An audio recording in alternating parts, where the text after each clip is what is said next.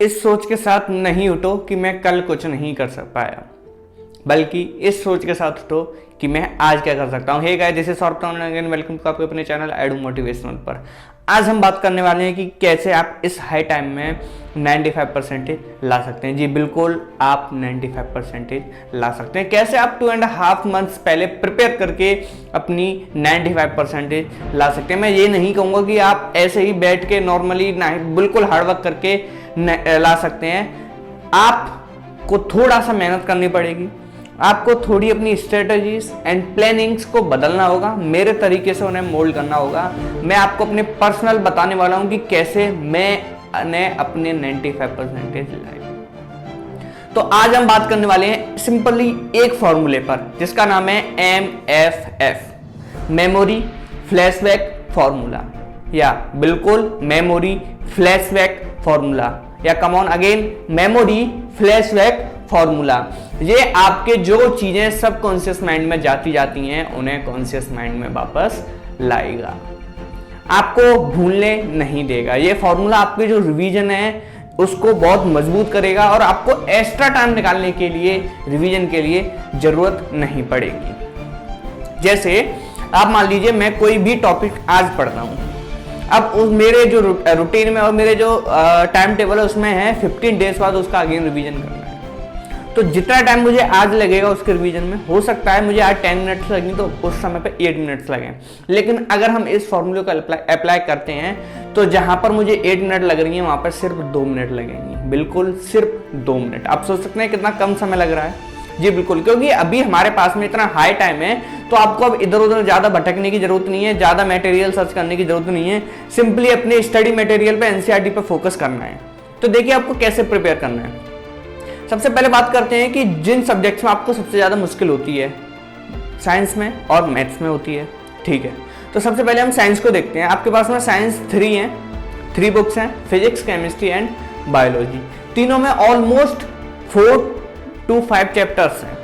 4 chapters वो हैं जिनमें थोड़ी मेहनत ज्यादा है, एंड 5 या 6 1-2 चैप्टर और हैं जिनमें आपको क्या है, सिर्फ थ्योरी पार्ट है। सबसे पहले फिजिक्स को देखते हैं। तो आपको पता है फिजिक्स में 3 चैप्टर, मेनली मैं 3 बोलूंगा उन्हें।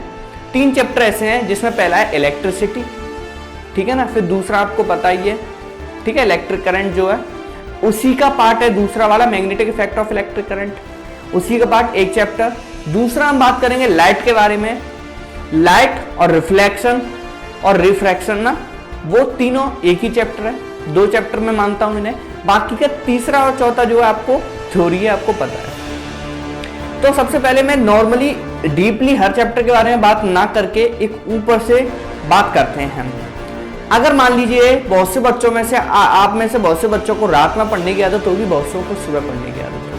मैं आपके रूटीन को चेंज नहीं करूंगा, टाइम टेबल को चेंज नहीं करूंगा। मैं नहीं बोलूंगा कि आप सुबह पढ़िए बहुत अच्छा है, अगर रात में पढ़ते हैं तो भी अच्छा है। मैंने भी रात को ही पढ़ के 95% लाए हैं, कोई दिक्कत नहीं है। आपको अपना टाइम नहीं बदलना है, पढ़ना है लेकिन आपको। तो देखिए सबसे पहले आप अगर मान लीजिए रात को पढ़ते हैं, आपके रूटीन में या टाइम टेबल में आप मतलब 2 घंटे बैठ सकते हैं।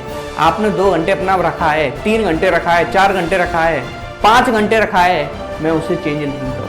आप जितने टाइम बैठ सकते हैं आप उतने टाइम बैठिए। अब आपको करना क्या है, आपको पता है नॉर्मली स्टार्टिंग आपको कौन से टॉपिक से करनी है। जिन टॉपिक में आपको जो है नए टॉपिक्स जो हैं उनसे आपको स्टार्टिंग करनी है, नए टॉपिक से। एंड देन आपको जो टॉपिक्स में मजा आता है वो टॉपिक्स बाद में लाने हैं, जिससे कि आप ज्यादा टाइम तक बैठ सकें। पहला, आपको ज्यादा टाइम बैठने के लिए उन टॉपिक से शुरुआत करनी है जो नए टॉपिक्स हैं, बाद में उन टॉपिक्स पे जो थोड़े इजी हैं।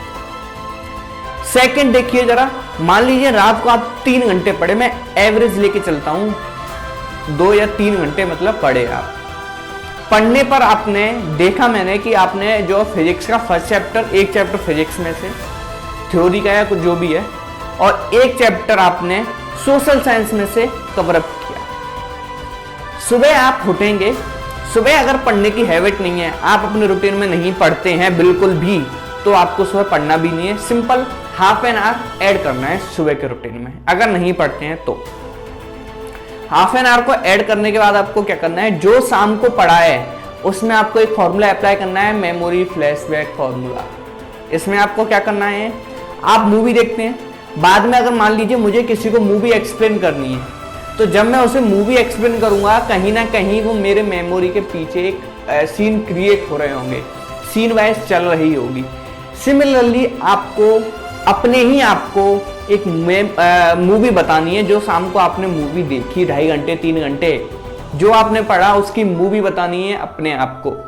आपको नॉर्मली टहलते हुए या कोई भी काम करते हुए आपको वो सारा क्या करना है, सोचना है। वो सारा एक स्टेप बाय सारे टॉपिक्स क्या करने हैं, सोचने हैं। मुश्किल से 20 से 30 मिनट लगेगा सारा रिवाइज करने हैं। फ्लैशबैक फॉर्मूला अप्लाई करने के बाद अगर आप पढ़ते हैं सुबह, तो आप सुबह कंटिन्यू कीजिए नए टॉपिक के साथ, ठीक है। बस उसके बाद अगेन आप जब भी पढ़ने बैठे, मान लीजिए दिन में आप बैठते हैं पढ़ने के लिए, तो अब दिन में क्या करना है आपको, दिन में अगेन हाफ एन आवर जो शाम को और जो सुबह पढ़ा उसका अगेन आपको मेमोरी फ्लैशबैक फॉर्मूला अप्लाई करना है। एक मूवी फिर से अपने आप को बतानी है। सिमिलरली आपको आगे के टॉपिक्स फिर से कंटिन्यू करने हैं। फिर शाम को पढ़ने से पहले हाफ एन आवर सिमिलरली आपको मूवी फिर से क्रिएट करनी है और मूवी फिर से बतानी है। मूवी तो बताने में आपको काफी एंटरटेन होगा, बोरिंग लगेगा नहीं। ये रूटीन आपको पूरे दिन फॉलो करना है। मैं गारंटी से कह सकता हूं आपके 95% प्लस ही आएंगे इस रूटीन को फॉलो करने से। अब देखिए इसमें आपको ये समझ में आ गया क्या करना है। अब आपके मन में प्रश्न उठ रहा होगा कि ये सारा मेमोरी प्लस ये हो गया, ठीक है, लेकिन जब मैं इसे बार बार करूंगा तो टाइम तो मुझे बहुत लगेगा।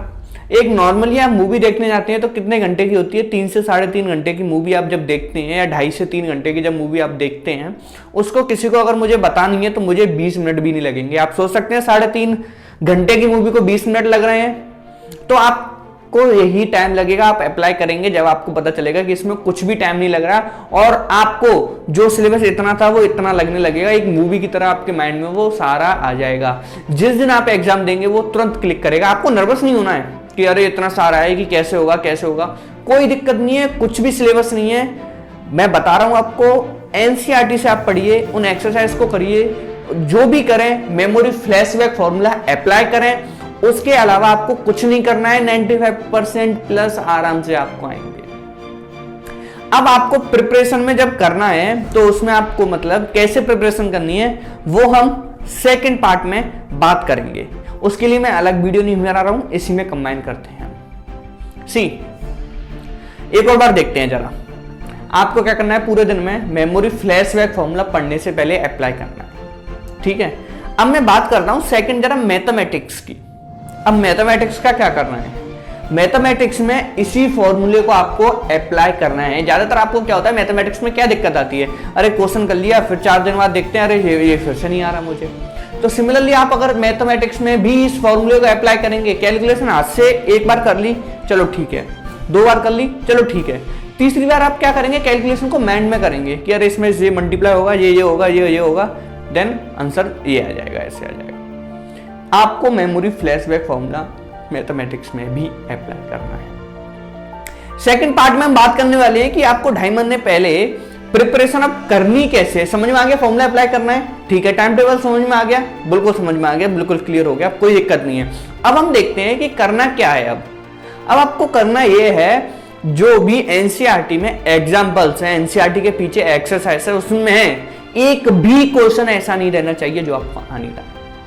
अगर आपने ऐसा कर लिया, 2.5 महीने बहुत समय होता है, बहुत ज्यादा, आपने अगर ऐसा कर लिया तो आपके 95% प्लस 100% आएंगे। सेकेंडली अब देखिए हर जो सब्जेक्ट है उसमें हर चीज में कहीं ना कहीं आपको ढूंढना पड़ेगा कि इसमें मैं कैसे 95 प्लस स्कोर कर सकता हूं। फॉर एग्जांपल मैं साइंस की बात करता हूं। साइंस में 2 तरीके के क्वेश्चन पूछे जाते हैं, एक थ्योरेटिकल एंड एक प्रैक्टिकल। दोनों में आपको अपनी जो कमान है वो बराबर रखनी है। आप जब जो क्वेश्चन है, देखिए लाइट चैप्टर जो आपको पता है, फिजिक्स का लाइट चैप्टर कितना ज्यादा आता है। इलेक्ट्रिसिटी के कुछ नॉर्मल क्वेश्चंस आते हैं, एनसीईआरटी के बाहर कुछ मत करना।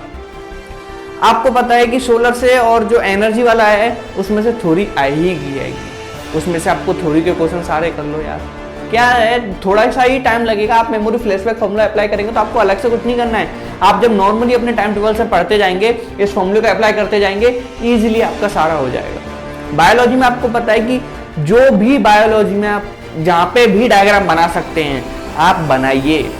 अगर वहाँ ऐसा करते हैं तो नॉर्मली क्या होगा, आपके 95% प्लस आराम से आ जाएंगे। अब आपको एक चीज और करनी है। अब क्या करना है, अब ये करना है, आप अगर दिन में 3 बार पढ़ते हैं, मान लीजिए आप सुबह पढ़ते हैं, फिर दोपहर को या फिर शाम को, मैं काफ़ी गैप दे रहा हूँ बीच में, आप अपने भी हिसाब से देख सकते हैं। आप जितने भी शिफ्ट में पढ़ते हैं उस शिफ्ट में से आपको हाफ एन आवर निकालना है। और क्या करना है, हाफ एन आवर निकालना है उस शिफ्ट में से। या तो आप एक काम कीजिए, तीनों शिफ्टों में हाफ एन आवर बढ़ा दीजिए या फिर उनमें से निकालिए। उस हाफ एन आवर को निकालने के लिए एक चौथी शिफ्ट क्रिएट करनी है। उस चौथी शिफ्ट में क्या करना है, उस चौथी शिफ्ट में आपको प्रीवियस ईयर पेपर 2 साल के ज़्यादा से ज़्यादा प्रीवियस मान लो, कोई दिक्कत नहीं, एनसीईआरटी में से ही आएगा। 2 साल के प्रीवियस ईयर पेपर ले लो आप सारे। उसके अलावा कुछ सैंपल पेपर्स का रिवीजन आपको करना है। अब प्रश्न उठता है कि एक सैंपल पेपर को करने में कम से कम 3 घंटे लगेंगे मुझे, तो आपको देखो क्या करना है, दिन में 2 दिन ऐसे रखो, वीक में 2 दिन ऐसे रखो जिस दिन आपका एग्जाम डे होगा।